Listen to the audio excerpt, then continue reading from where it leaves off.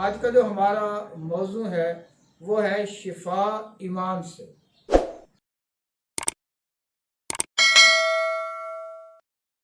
कलाम मुक़द्दस में से आज हम देखेंगे मरकज़ की अंजील, उसका 5 बाब 25 आयत से 34 आयत तक। फिर एक औरत जिसके 12 बरस से खून जारी था और कई तबीबों से बड़ी तकलीफ़ उठा चुकी थी और अपना सब माल खर्च करके भी उसे कुछ फ़ायदा ना हुआ था, बल्कि ज़्यादा बीमार हो गई थी। यीशु का हाल सुनकर भीड़ में उसके पीछे से आई और उसकी पोशाक को छुआ, क्योंकि वो कहती थी कि अगर मैं सिर्फ उसकी पोशाक ही छू लूँगी तो अच्छी हो जाऊँगी। और फिर उसका खून बहना बंद हो गया। उसने अपने बदन में मालूम किया कि मैंने इस बीमारी से शिफा पाई। यीशु ने फिर अपने में मालूम करके मुझ में से कुव्वत निकली। उस भीड़ में पीछे मुड़कर कहा, किसने मेरी पोशाक छुई?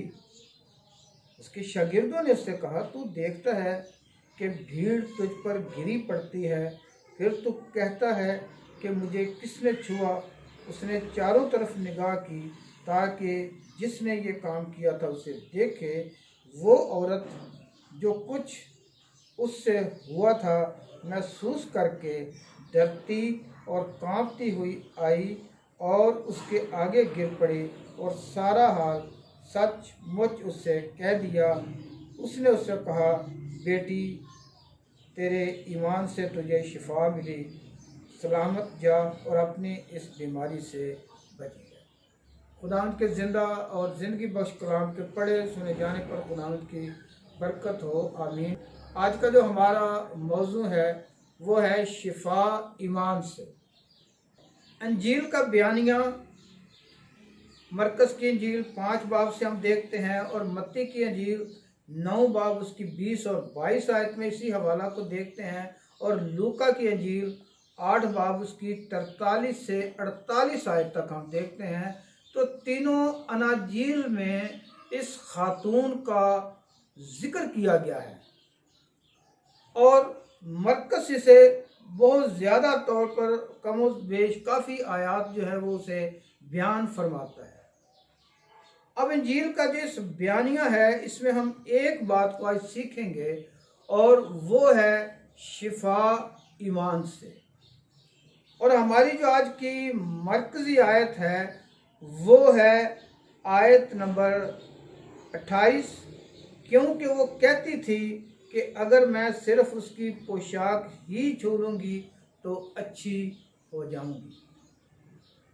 ये खातून जिसके मुतालिक पतरस रसूल बयान फरमाता है, मरकज़ बयान फरमाता है कि ये 12 साल से इस बीमारी में मुब्तला थी। 12 साल एक लॉन्ग टाइम है। अब 12 साल में हम अगर इसका जायज़ा लें और हम इस बात को सीखते हैं कि अगर वो 1 महीने में एक बार किसी डॉक्टर या किसी तबीब के पास गई तो 12 साल में 144 मरतबा गई, और अगर वो हर 15 दिन के बाद जाती है तो फिर ये 480 बार मुख्तलिफ हकीमों, तबीबों और डॉक्टरों के पास ये जाती रही। यहाँ तक कि इसका सारा रुपया पैसा जो था वो खर्च हो गया और अब वो बिल्कुल कंगाल हो चुकी थी। और फिर सबसे बढ़कर ये बात है कि बीमारी जो थी वो ये थी कि उसे लगातार खून जारी था और खून बहने की वजह से इतना लंबा टाइम जब हम देखते हैं 12 साल का ये अरसा है तो इसमें वो ना सिर्फ बेइंतहा वो कमज़ोर हो चुकी थी बल्कि कमज़ोरी की वजह से वो कुबड़ी हो गई थी और कुबड़ी होकर वो चलती थी। इंतहाई मुश्किल हालात में आ गई थी वो। मगर जब उसने खुदावंद यीशु मसीह के मुतालिक ये सुना कि एक शख्सियत ऐसी है जिसका नाम यीशु नासरी है और उसके ज़रिया से बदरूहें निकलती हैं, वो हाथ रखता है, कोड़ी साफ हो जाते हैं, वो कह देता है तो मुर्दे जिंदा हो जाते हैं, वो कह देता है तो लोगों को शिफा हो जाती है। आज हम इस खातून के ईमान को देखें। ईमान की बुनियाद क्या है इसकी? ईमान की बुनियाद जो इसके दिल के अंदर से निकली है वो ये है कि मैं सिर्फ उसकी पोशाक को छू लूंगी तो शिफा पा जाऊंगी। मैंने यीशु से कहना नहीं है, मैंने उसके सामने नहीं जाना है, मैंने उससे फरियाद भी नहीं करनी है। मेरे दिल के अंदर जो ईमान है वो ये है कि मैं सिर्फ उसकी पोशाक का किनारा छू लूंगी तो मैं शिफा पा जाऊंगी। अब ये आप सब जानते हैं कि अरब के इलाका के लोग जो कमीज पहनते थे या जिसे हम चोगा कह सकते हैं, वो इतना लंबा होता था कि पांव तक होता था। अब ये खातून जो है, जो इसके अंदर जो ईमान है, वो कहती है मैं सिर्फ उसकी पोशाक का किनारा छू लूंगी, तो किनारा छूने के लिए उसे पांव तक झुकने की जरूरत थी। और फिर सफर भी मुश्किल था उसके लिए, पहुंचना मुश्किल था उसके लिए। जब यीशु मसीह रोजाना निकलते तो भीड़ उनके पीछे पीछे हो लेती थी। अब उस भीड़ में 4 किस्म के लोग थे जो रोजमर्रा होते थे। एक वो थे आज कुछ खाने को मिलेगा, एक वो थे आज कोई नया मौजज़ा होगा, एक वो थे जो फक्की फरीसी और शरा के आलम किस्म के लोग थे जो इस बात के मुंतज़िर थे कि आज वो कोई शरीयत के खिलाफ बात करे तो हम उसे संसार करें या उसे गिरफ्तार कर लें।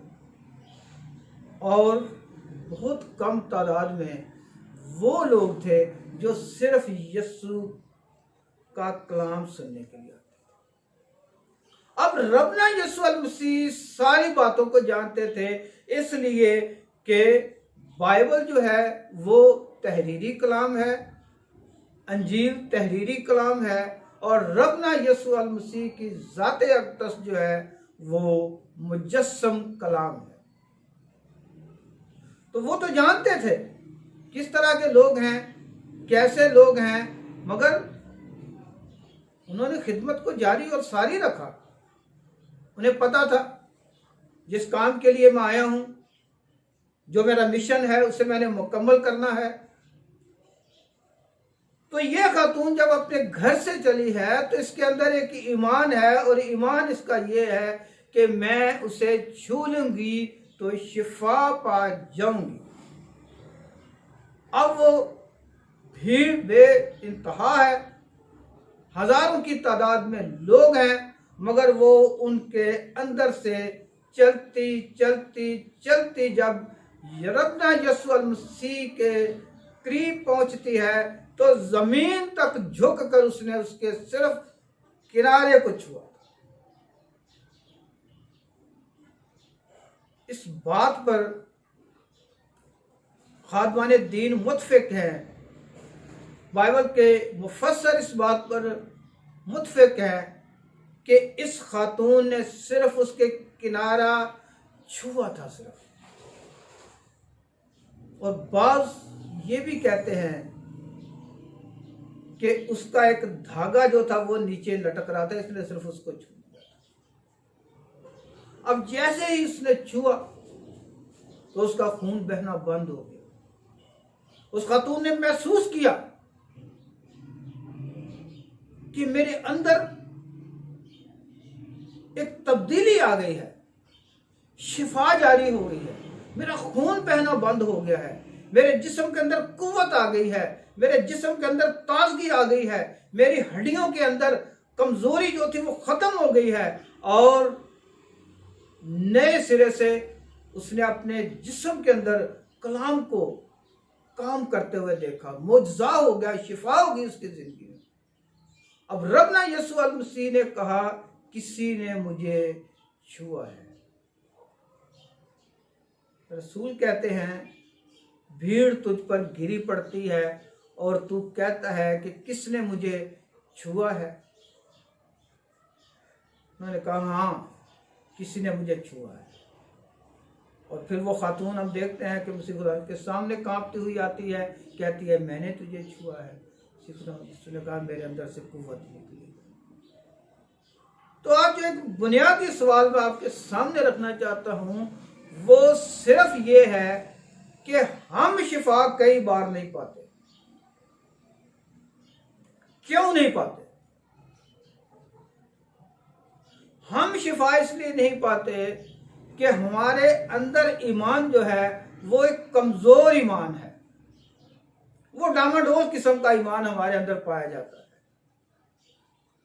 हम एक चर्च में जाते हैं, पारी साहब दुआ करो मैंने शिफा हो जाए, मोइजा हो जाए। वहां से निकलते हैं, दूसरा आगे से मिल जाता है, वो कहता है फलां पास्टर साहब के पास चले जाएं। हम वहां चलना शुरू हो जाते हैं। आगे से एक और मिलता है, वो कहता है जी आप यहाँ नहीं जी आप लाहौर चले जाएं। वो लाहौर चला जाता है बंदा। वहां से एक निकलता है, वो कहता है जी आप कराची में चले जाएं। वो बंदा कराची में पहुंच जाता है। तो हमारे अंदर जो ईमान है वो ही हम कायम नहीं रख सकते।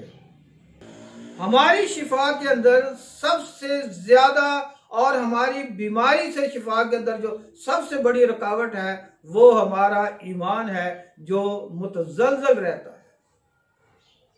मैं आपको अपनी जिंदगी की गवाही देना चाहता हूं। मैं कम बेश 18 साल से मैंने भी एक बीमारी में बड़ा वक्त गुजारा, मगर मैं डॉक्टर मैरालन हिक्की जो कि यूनाइटेड स्टेट की बहुत बड़ी खादमा है, मैंने उनकी किताब पढ़ी।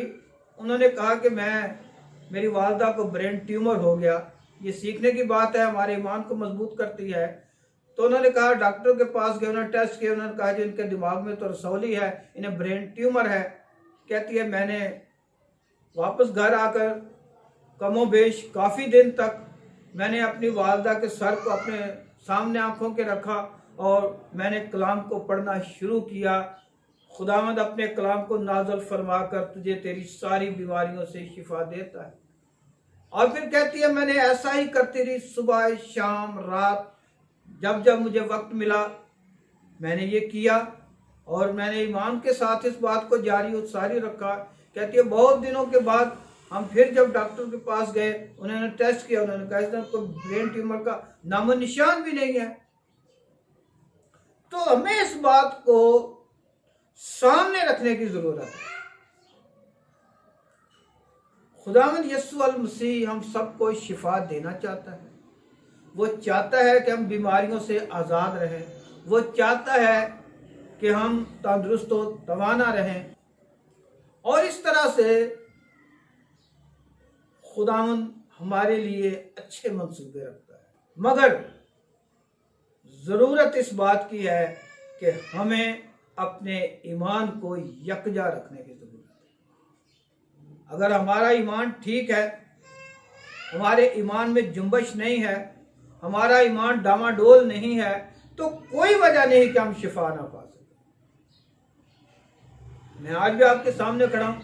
18 साल से बीमारी के साथ लड़ा मैंने, मगर मैंने कभी भी इस बात को नहीं सोचा कि मुझे शिफा मिल नहीं सकती। मैंने हमेशा इस बात को सामने रखा कि रबना यीशु मसीह ने एक वक्त मुकर्रर किया है, वो मुझे शिफा देगा। ये मेरी ज़िंदगी की गवाही है जो मैं आज आपके सामने शेयर करना चाहता हूँ। आप भी अगर किसी तरह की किसी बीमारी में मुब्तला हैं तो अपने ईमान को कभी अपने हाथ से न जाने, ईमान को फिसलने नहीं देना, कायम रखना। जब आप अपने ईमान में कायम रखेंगे तो फिर शिफा जारी और सारी होगी। तब ना यीशु अल मसीह ने एक ही बात कहते, जा तेरे ईमान ने तुझे चंगा किया, जा तेरे ईमान ने तुझे ठीक किया है। आज मेरे और आपके लिए भी यही मैसेज है कि अगर हम किसी तरह भी किसी बीमारी में मुब्तला हैं, अगर हम बुजुर्ग गिरफ्तार हैं, जैसे भी हालात हमारे लिए हैं, अगर हम मायूस हो चुके हैं, अगर हम ये समझते हैं कि अब हमारे लिए कोई उम्मीद नहीं है, तो आपकी उम्मीद जिंदा खुदा का बेटा यीशु अल मसीह आपकी उम्मीद है।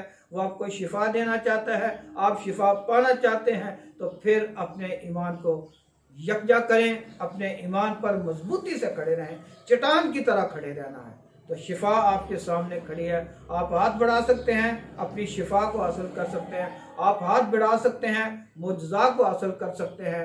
रबना यस्सु अल मसीह हर वक्त आपके लिए तैयार खड़ा है, वो शिफा देना चाहता है, वो मुजज़ात करता है, वो जिंदा कलाम है, वो मुजस्सम कलाम है, वो आपको शिफा देता है, वो आपकी दुआओं को सुनता है, वो आपकी दुआओं का जवाब देता है, वक्त मुकर्रर कर देता है।